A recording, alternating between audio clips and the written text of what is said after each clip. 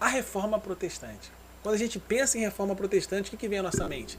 Martinho Lutero, 95 teses, enfim, 1517.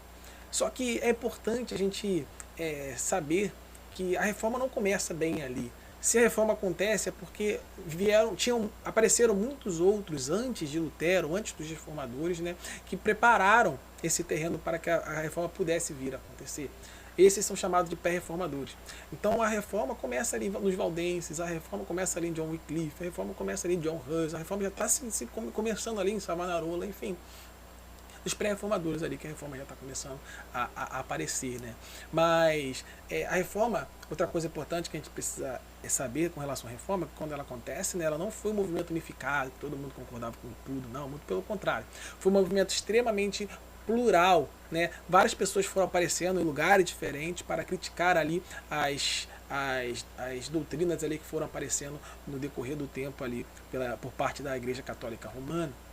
Então, Martinho Lutero na Alemanha, o Ulrich Zwingli na Suíça, John Knox na Escócia, João Calvino na Genebra, enfim, vários pensadores aí, vários teólogos ali que vieram ali trabalhar essas críticas à religião católica do momento, né? Tem até um episódio ali que deixa bem claro essa pluralidade de ideias ali, com Zwingli e Lutero se encontrando e não concordando aí a respeito da ceia do Senhor. O que foi a Reforma Protestante? É fundamental a gente entender o que foi a Reforma Protestante.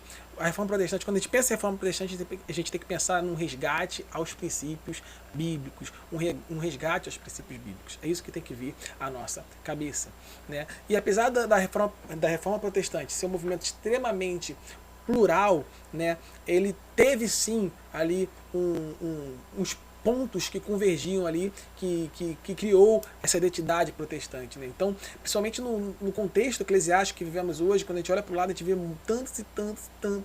tantas igrejas, né? E será que todas essas igrejas são protestantes? Será que todas as igrejas que não são católicas romanas podem ser consideradas protestantes? Não. Tem que passar pelos princípios fundamentais da Reforma Protestante, que são conhecidos como os 5 solas, né? Sola fide, somos salvos somente pela fé. Solos Christo, somente Cristo é o mediador entre nós e Deus. Sola Deo glória, somente a Deus toda a glória. Sola Escritura, somente a Escritura rege, é o princípio máximo, é a autoridade máxima que rege as nossas vidas. Sola gratia, somente a graça que nos salva, favor imerecido de Deus.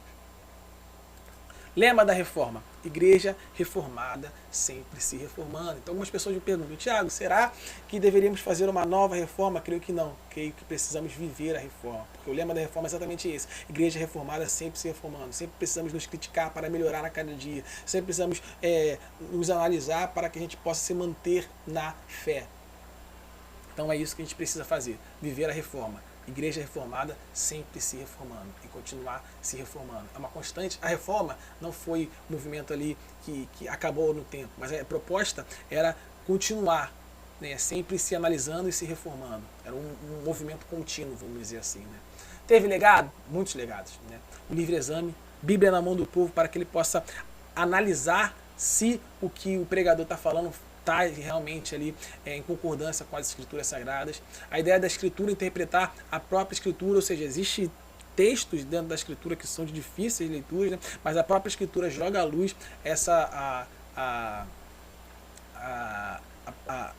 esses textos difíceis, né? Existem outros textos que são mais fáceis, que acabam jogando luz a esses textos mais difíceis, né? Também outra coisa importante, né? Somente essa escritura ela é a autoridade máxima, né? Então o que não está claro nas escrituras, ela não tem força de lei, né? Então ela ataca ali a questão do farisaísmo, né? É um movimento também de humilhação, né? Porque ele tira todo o mérito de nós, né? Entrega os méritos para quem é de direito, que é o próprio Cristo, né? A ideia do sola fide, somos salvos somente pela fé e não por nenhuma obra que nós possamos fazer. Enfim, tem vários, né? A questão da separação entre Estado e Igreja, a questão da liberdade de consciência, né?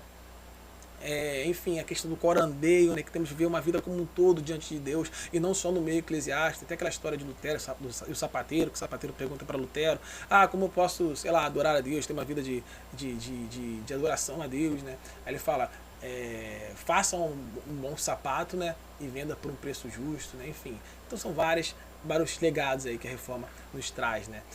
Quais são os desvios doutrinários que a reforma protestante veio combater? A adoração de Maria, a questão do purgatório, da transubstanciação, a veneração dos santos, perdão de pecados por parte da igreja, né? As indulgências, o culto aos mortos, enfim. Eu queria terminar esse vídeo sobre a reforma protestante falando, né, uma coisa que Lutero disse seria na Dieta de Worms, né? Ele diz assim, ó, a menos que possa ser refutado e convencido pelo testemunho da Escritura e por claros argumentos, visto que não creio no Papa, nem nos concílios, é evidente que todos eles frequentemente erram e se contradizem.